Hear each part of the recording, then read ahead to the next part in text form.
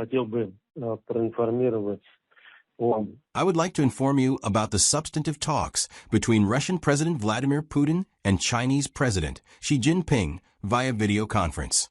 These talks took place today and ended just an hour and a half ago. In recent years, such contacts have become a good, established tradition of communication between heads of state. This is already the sixth such conversation. They take place at the beginning of a year, before the Lunar New Year, or, as it is called in China, the Spring Festival.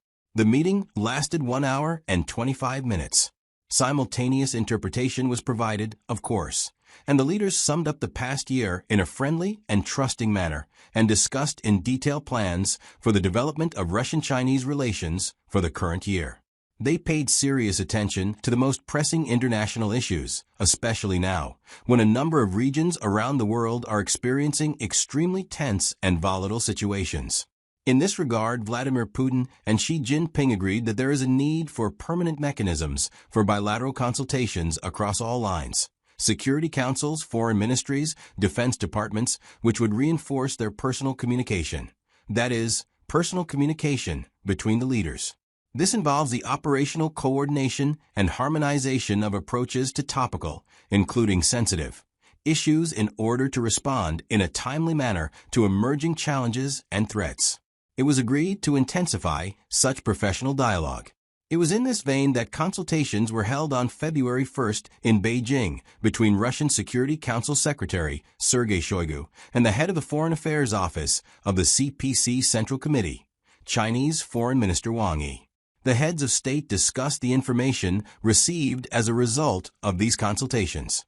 Vladimir Putin and Xi Jinping reiterated that the comprehensive partnership and strategic cooperation between the two countries is at an unprecedented level, is equal and mutually beneficial in nature, is not directed against anyone, and is not subject to any opportunistic changes.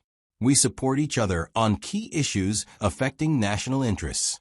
In the face of external challenges, our countries act, as our Chinese friends say, back to back, and can rely on each other. The leaders expressed satisfaction that last year Russia and China celebrated the anniversary of victory in the Great Patriotic War and the War of Resistance against Japan with dignity. Let me remind you that Xi Jinping was the main guest at the Victory Day parade in Moscow on May 9th, and Vladimir Putin was the main guest at the celebrations in Beijing on September 3rd. Both Russia and China intend to continue defending historical truth and preserving the memory of the exploits of our fathers and grandfathers during those harsh years. Overall, in 2025, the leaders of the two countries communicated frequently and fruitfully, and such contacts, personal contacts, will naturally continue, and with no less intensity.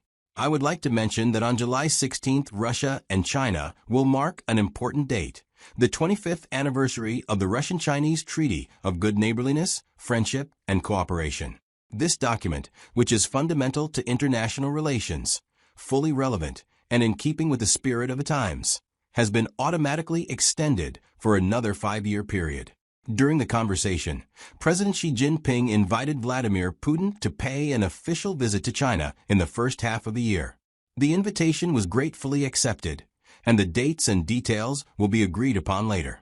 The Chinese leader also invited the Russian president to attend the Asia-Pacific Economic Cooperation (APEC) summit in Shenzhen, southern China, in November.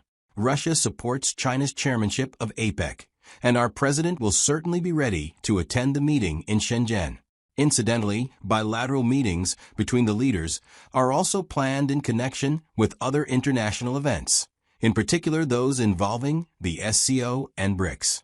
Numerous contacts at other high levels are also planned for this year, including between governments, parliaments, the presidential administration, and the Central Committee of the Communist Party of China, security councils, ministries, departments, and political parties of the two countries.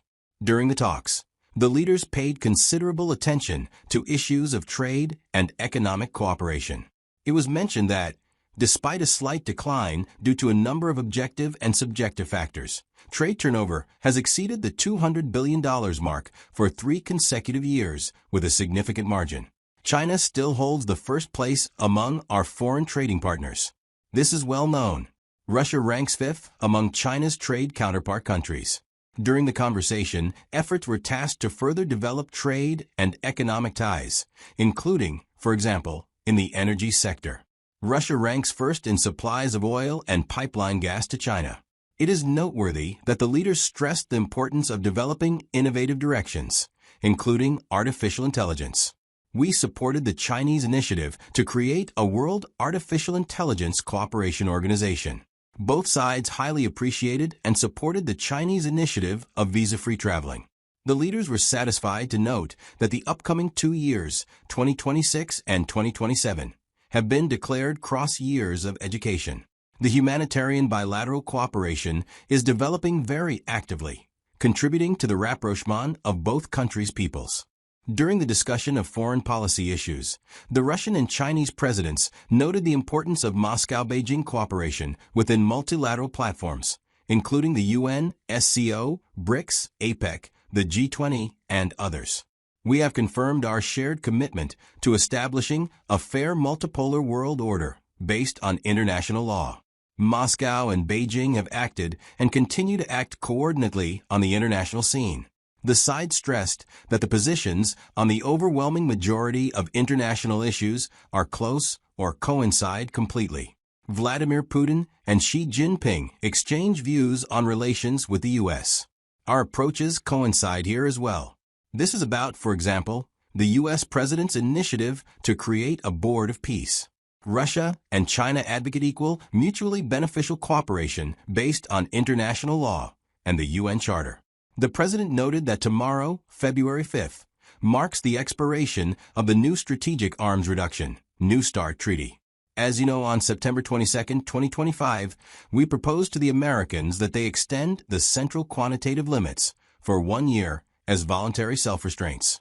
However, we have not received an official response from the Americans.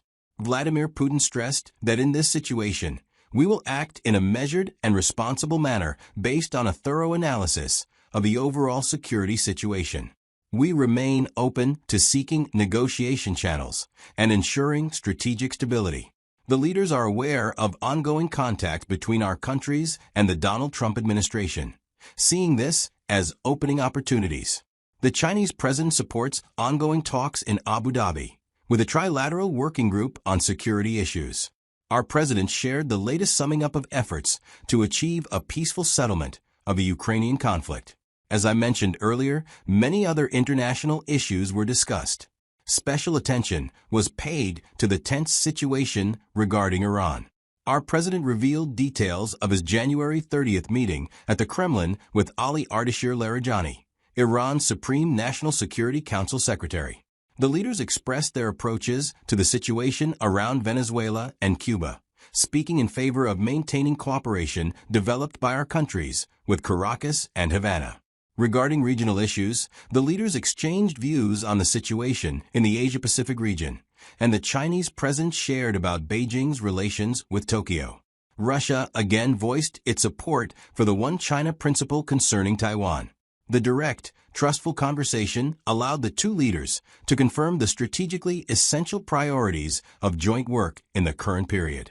Moscow-Beijing cooperation is a powerful, meaningful stabilizing factor in the world, and the Russian-Chinese ties indeed serve as an assurance of global security, as well as the interests of the global majority and the Russian and Chinese peoples. Vladimir Putin and Xi Jinping held a truly warm, friendly conversation, concluding it with sincere wishes for success, happiness, and prosperity in the new year.